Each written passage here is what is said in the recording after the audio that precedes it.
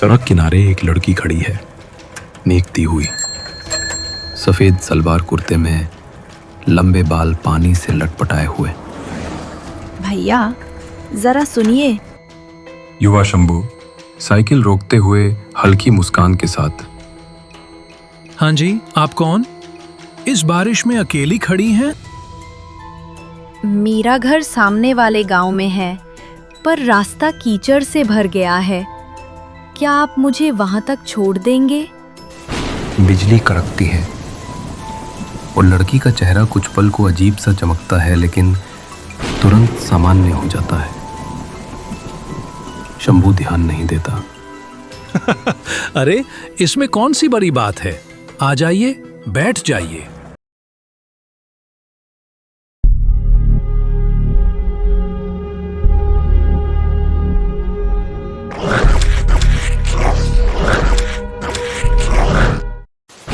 बरसात की ठंडी रात थी।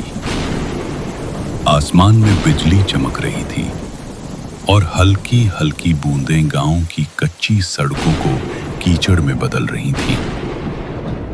गांव के चौक पर स्थित रामू चाय वाले की छोटी सी ढाबा आज भी जलती हुई लालटेन की रोशनी में चमक रही थी। वहीं पर बैठे थे कुछ गांव के लोग और कोने में चुपचाप बैठे थे एक बूढ़े बाबा, जिन्हें सब शंभू बाबा कहते थे।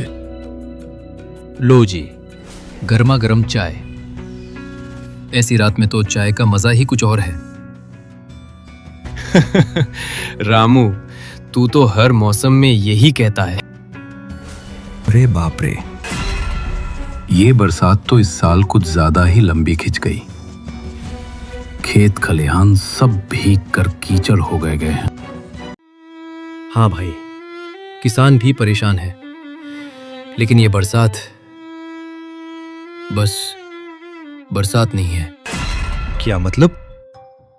अरे पूछो शंभू बाबा से, इनसे बेहतर कौन जानता है बरसात की रातों का सच। सबकी नजरें अब शंभू बाबा की ओर जाती हैं। बाबा, आप ही बताओ, रामू क्यों कह रहा है कि ये बरसात सिर्फ बरसात नहीं? शंभू बाबा धीरे धीरे बोलते हैं। बच्चों, ये जो बारिश की रात होती है ना, इसमें सिर्फ पानी ही नहीं बरसता, इसमें उतरते हैं साए, छलावे। छलावा?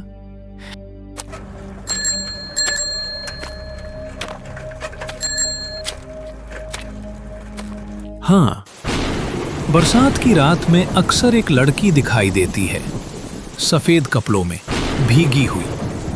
पहले तो वो किसी मुसाफिर से प्यार भरी बातें करती है, मुस्कुराती है, और फिर धीरे धीरे उसका चेहरा बदल जाता है। मतलब वो भूत है बाबा? भूत नहीं, छलावा। जो आदमी उसके जाल में फंस गया, समझ लो कि उसकी आखिरी रात है। ढाबे के बाहर बारिश तेज हो जाती है, बिजली चमकती है और ढाबे में बैठे लोग चुप हो जाते हैं। सबके दिलों में डर और जिज्ञासा दोनों बढ़ रहे हैं। बाबा, आपने उस लड़की को देखा है क्या? हाँ, और सिर्फ देखा ही नहीं, उसका प्यार भी महसूस किया है। ढाबे पर बैठे सभी गांव वाले शंभू बाबा की बात सुनकर हैरान थे। बारिश की बूंदें छप्पर पर जोर जोर से टकरा रही थीं। बाबा की आंखें कहीं दूर अतीत में खो गईं और धीरे धीरे ढाबे का शोर गायब सा हो गया। अब सब बाबा की जुबानी उस फ्लैशबैक में प्रवेश करने लगे। 40 साल पहले का गांव, कच्ची सड़कें, चारों तरफ खेत और आम का बाग। युवा शंभू, जो उस वक्त 22 से 23 साल का नौजवान था, साइकिल पर कहीं जा रहा है।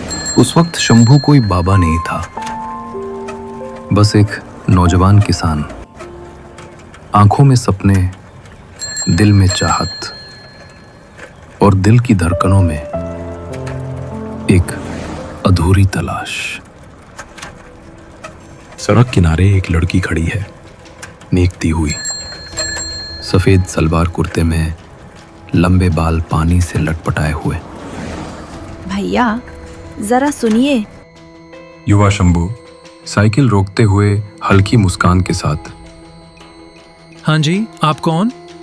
इस बारिश में अकेली खड़ी हैं?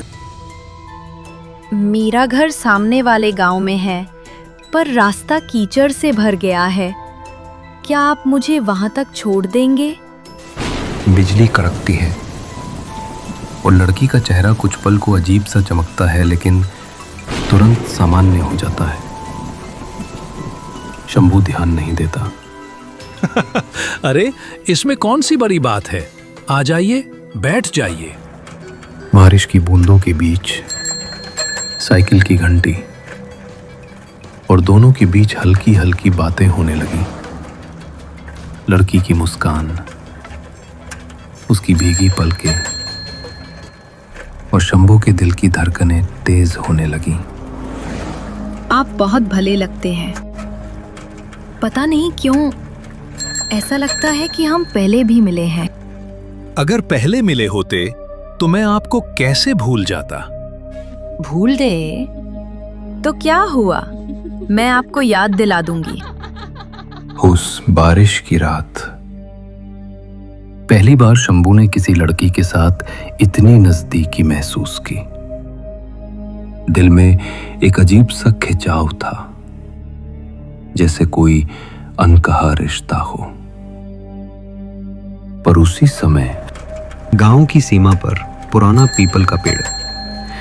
जैसे ही शंभू और लड़की वहां पहुंचते हैं, लड़की अचानक बोलना बंद कर देती है।